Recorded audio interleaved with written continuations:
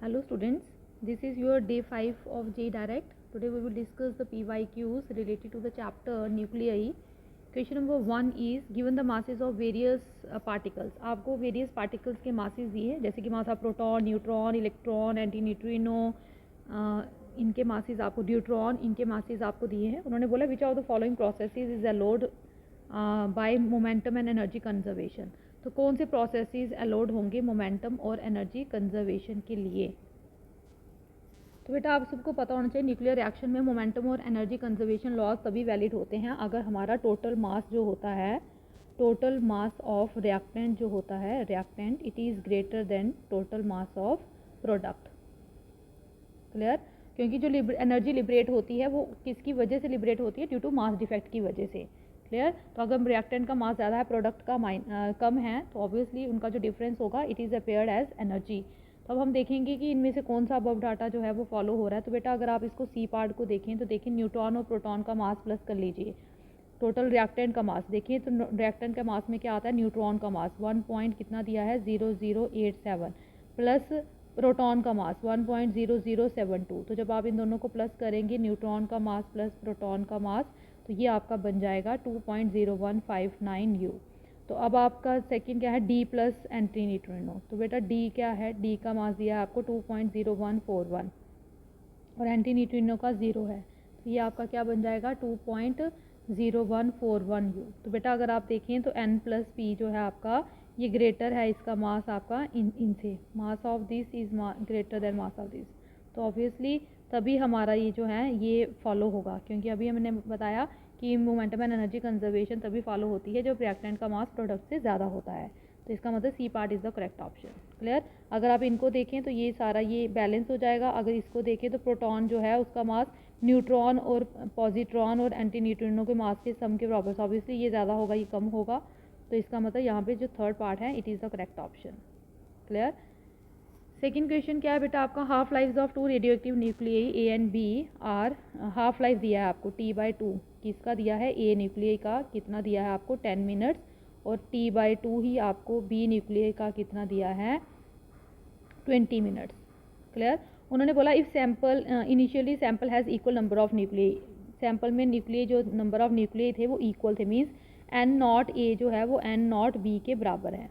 Clear हो गया initially. Then after 60 minutes, बताएं 60 मिनट्स के बाद ratio of decayed numbers of nuclei A and B will be. तो डिकेड नंबर कितने होंगे. तो बेटा अगर आप ध्यान से देखें यहाँ पे तो जो हमारा TA है, ठीक है, वो कितना दिया है आपको, हाफ लाइफ 10 मिनट दिया है, और बी का कितना दिया है 20 मिनट दिया है. क्लियर हो गया. और आपका कैपिटल आप देखिए बेटा ये निकालने का फॉर्मूला जो होता है ना आपका, आप इसको इस तरह से भी निकाल सकते हैं, ये एक फॉर्मूला होता है आपके पास. तो बेटा याद रखिएगा नंबर ऑफ जो न्यूक्लियाई होते हैं, number of active nuclei remained after 60 minutes, तो वो उसको हम किस फॉर्मूले से कैलकुलेट कर सकते हैं, N dash is equal to capital N 2 की power capital T upon half life. Capital T कितना दिया है आपको 60 मिनट्स. क्लियर. तो आप इसमें फॉर्मूला लगा सकते हैं. ये आपका क्या आ जाएगा N0A इज इक्वल टू, ठीक है, नॉट एन, ये आ जाएगा N0A अपॉन 60 2 की पावर T कितना है 60 अपॉन T/2 कितना है आपका दिया हुआ हाफ लाइफ 10. तो ये बन जाएगा N0A अपॉन 2 की पावर 6. क्लियर. ठीक है, ये है number of active nuclei remained after. तो डीके कितने हुए, तो बेटा पहले कितने थे आपके, पहले आपके थे N0A, कितने थे N0A. अब बचे कितने हैं, इसमें से ये नंबर माइनस कर दीजिए, N0A अपॉन कितना है 64. क्लियर. तो आपकी जो NA आ जाएगा NA डैश वो कितना आ जाएगा, वो आपका आ जाएगा N0A में से माइनस कर दीजिए N0A डैश. ओरिजिनली इतने प्रेजेंट थे और इतने बच गए आफ्टर 60 मिनट्स के बाद, तो हमारे पास टोटल नंबर कितने रह गए, देख लीजिए उसको, N0 में से N0A माइनस N0A अपॉन 64, इसमें से ये माइनस कर दीजिए, तो ये कितना बच जाएगा 63 N0A अपॉन 64. ऐसे ही बेटा आप निकाल लीजिए पहले N0B डैश आफ्टर 60 मिनट्स कितने न्यूक्लियाई जो है वो बच जाते हैं. ठीक है, तो वो कितने बचेंगे, इसमें भी निकाल लीजिए, एन नॉट बी अपॉन यही फॉर्मूला लगा लीजिए। तो 2 की पावर टी कितना है 60 ही है, और हाफ लाइफ कितना है 20। तो ये 2 1 जा 2, 2 3 जा 6, ये बन जाएंगे एन नॉट बी अपॉन 2 की पावर 3। तो ये आ जाएगा एन नॉट बी अपॉन 2 की पावर 3 कितनी होती है, 2 2 जा 4 2 जा 8। क्लियर हो गया। तो आपकी एन डैश बी कितने नंबर ऑफ डिकेड न्यूक्लियाई होंगे। अब एन डैश बी ले लिया उसको मैंने, वो पहले कितने थे एन नॉट डैश, ये पहले थे एन नॉट बी, कितने थे एन नॉट बी।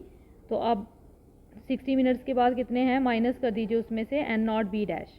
तो ये इतने न्यूक्लियर डिके हो गए होंगे। ठीक है, ठीक है, न्यूक्लियर कितने डिके होंगे, इनिशियली जितने प्रेजेंट थे वो 60 मिनट्स के बाद जितने रह गए, ठीक है, उसको माइनस कर दीजिए आप, तो आपको पता चल जाएगा कितने न्यूक्लियर जो हैं वो डिके हो गए हैं। तो एन नॉट बी ओरिजिनली थे माइनस ये एन नॉट डैश की वैल्यू डाल दीजिए, क्या है एन नॉट बी अपॉन 8। तो ये कितना आ जाएगा 8 माइनस 1, ये आ जाएगा 7/8 एन नॉट बी। क्लियर। तो अब आपको रेशियो निकालनी है, क्या निकालना है, रेशियो ऑफ डिकेड न्यूक्लियाई। तो ये हमारे डिकेड न्यूक्लियाई थे, ये कौन से न्यूक्लियाई थे, हमारे डिकेड न्यूक्लियाई मिले हैं ये आफ्टर 60 मिनट्स। क्लियर। तो इनको रेशियो निकाल लीजिए, इनकी रेशियो कितनी आ जाएगी, एन डैश ए, इसकी रेशियो निकालनी है इसकी और इसकी। तो N dash A upon N dash B, तो ये कितनी आ जाएगी आपकी 63 N not A upon 64 upon, बेटा जब इसको करेंगे तो 8/7 बन जाएगा एन नॉट बी। क्लियर। तो ये एन नॉट ए और एन नॉट बी तो इक्वल है, क्योंकि उन्होंने बोला initially equal number of nuclei थे।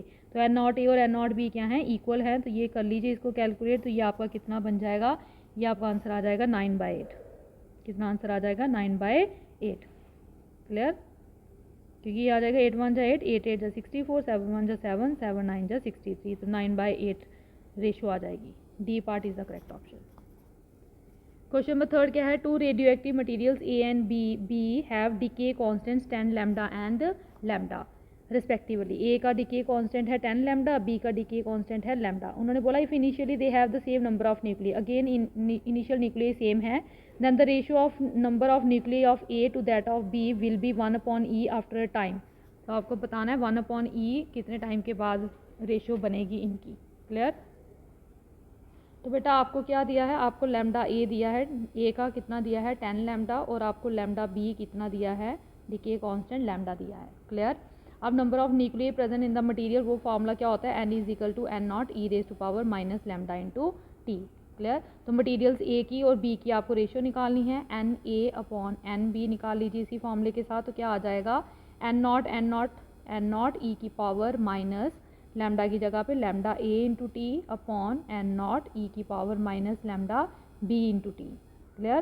तो एन नॉट कैंसिल हो जाएंगे, तो यहाँ पे बेटा ये ई की पावर क्या आ जाएगा minus lambda A into T. जब ये ऊपर जाएगी पावर आपकी, तो ये क्या बन जाएगी लैम्डा बी पॉजिटिव का हो जाएगा ये। तो आप इसको ऐसे भी लिख सकते हो, ई की पावर माइनस मैंने कॉमन निकाल लिया lambda A minus lambda B into T. Clear. तो आप इनकी रेशो निकाल सकते हैं, N A upon N B किसके बराबर आ जाएगी मेरी, उन्होंने क्या बोला है रेशो किसके बराबर है 1/e के बराबर है, ये आपको गिवन दिया गया है। तो दोनों इक्वेशन को बेटा इस इक्वेशन को और इस इक्वेशन को कंपेयर कर लीजिए, this is N A upon N B. तो जब आप इन दोनों को कंपेयर करेंगे तो आपका क्या आ जाएगा 1/e जो है वो किसके बराबर बन जाएगी, ई की power minus lambda A minus lambda B into T.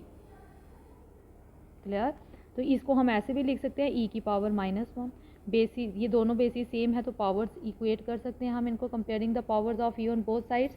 तो जब पावर कंपेयर करेंगे तो क्या होगा, ये आ जाएगा आपका -1 is equal to minus lambda A minus lambda B into T. Minus minus cancel हो जाएंगे, you have to calculate T, which implies T किसके बराबर आ जाएगा 1/ lambda A minus lambda B. Value डाल दीजिए, 1/ लैम्डा ए कितना दिया है 10 लैम्डा माइनस लैम्डा बी कितना दिया है लैम्डा, तो ये कितना आ जाएगा 1/9 लैम्डा। तो 1/9 lambda, C part is the correct option. Question number 4 क्या है, using a nuclear counter the count rate of emitted particles from a radioactive source is measured.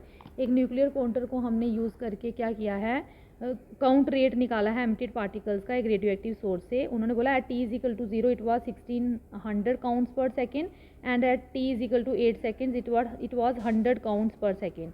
The count rate observed as counts per second at t is equal to 6 second is close to. तो जब t 0 था तो हमारा 1600 counts आ रहे थे एक second में, जब t 8 सेकेंड हुआ तो हमारे 100 काउंट्स आए हैं। उन्होंने बताया जब t 6 सेकेंड्स होगा तो हमारे काउंट्स जो पर सेकेंड होंगे वो किसके बराबर होंगे। तो बेटा उन्होंने क्या बोला है, जब आपका t कितना है 0 तो काउंट रेट जो होती है काउंट रेट और जिसको हम क्या बोलते हैं इनिशियल एक्टिविटी भी बोलते हैं। क्या बोलते हैं, इनिशियल एक्टिविटी। वो कितनी है उसको मैंने ए नॉट लेट कर लिया, वो कितनी दी है उन्होंने 1600 दी है पर सेकेंड। क्लियर। जब टी मेरा 8 सेकेंड्स हुआ तो वही हमारी काउंट रेट या एक्टिविटी जो है उसको मैंने ए मान लिया, वो कितनी दी है आपको 100 सेकेंड्स। क्लियर। तो सो डिके स्कीम आपकी कैसी बन रही है, आपकी डिके स्कीम कैसी बन रही है ध्यान से देखिएगा। सो डिके स्कीम इस तरह से भी निकाल सकते हैं आप इस क्वेश्चन को, फॉर गिवन सैम्पल इज, तो वो कितनी है बेटा 1600 से, ठीक है 1600 से हाफ लाइफ किया, half time period T half लिया जब मैंने, तो सबको पता हाफ लाइफ के बाद कितने रह जाएंगे 800, हाफ नंबर ऑफ पार्टिकल्स रह जाते हैं। फिर टी को दोबारा मैंने हाफ किया तो कितना रह जाएंगे 400, फिर टी का मैंने दोबारा क्या किया हाफ किया तो कितने रह जाएंगे 200, दोबारा मैंने टी का क्या किया हाफ किया तो कितने रह जाएंगे 100। क्लियर हो गया। तो 100 इसका मतलब 800, इसका मतलब हमारे 100 रहे, कितने रहे थे 100 8 सेकेंड्स के बाद। तो यहाँ पे टी जो 1/2 है ये क्या है आपका हाफ लाइफ है, दिस इज हाफ लाइफ।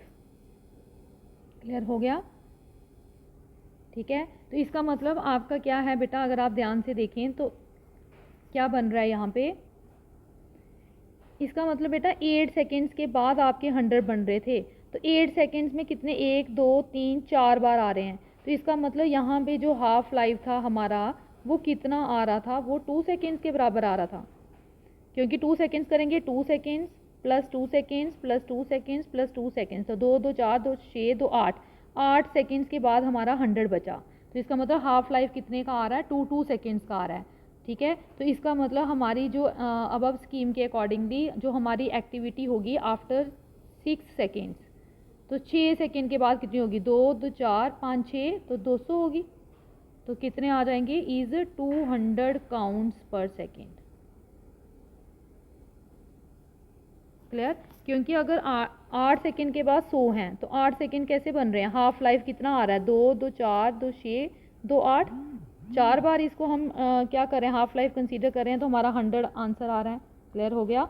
तो इसका मतलब हमारे 66 सेकेंड्स के बाद 200 काउंट्स रह जाएंगे, 2 2 4 2 6, तो कितने रह जाएंगे 200 काउंट्स पर सेकेंड।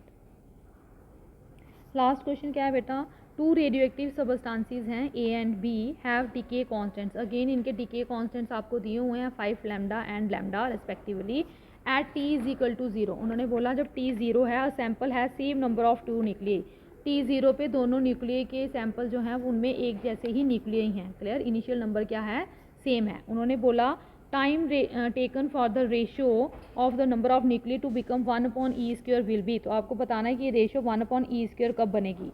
तो क्लियर बेटा, अभी इसी तरह का आपने क्वेश्चन पहले भी पढ़ के आए, क्या पढ़ा आपने कि हमारा n जो होता है वो किसके बराबर होता है n0 e⁻ λt। क्लियर, ये पढ़ा अभी आपने, ठीक है। तो आप सबको पता है n0 क्या है, इनिशियल नंबर ऑफ न्यूक्लियाई है t is equal to 0, lambda क्या होता है डीके कांस्टेंट होता है। जब हमारा t 0 है, उन्होंने बोला t 0 पे आपके number of nuclei in sample a and sample b are equal, इसका मतलब at t is equal to 0 आपका n0 a जो है वो इक्वल है n0 b के, और मैंने लेट कर लिया वो कितने हैं इनिशियल नंबर n0 होते हैं, तो दोनों सेम है। उन्होंने बोला same number of the 2 nuclei हैं। क्लियर, तो लैम्डा ए आपको दिया हुआ है कितना 5 लैम्डा, लैम्डा बी आपको कितना दिया है लैम्डा। क्लियर, तो निकाल लीजिए दोनों की रेशियो, जैसे आपने पहले क्वेश्चन में निकाला N A upon N B किसके बराबर आ जाएगा बेटा n0 a e⁻ lambda a into T अपॉन n0 b e⁻ lambda b into T.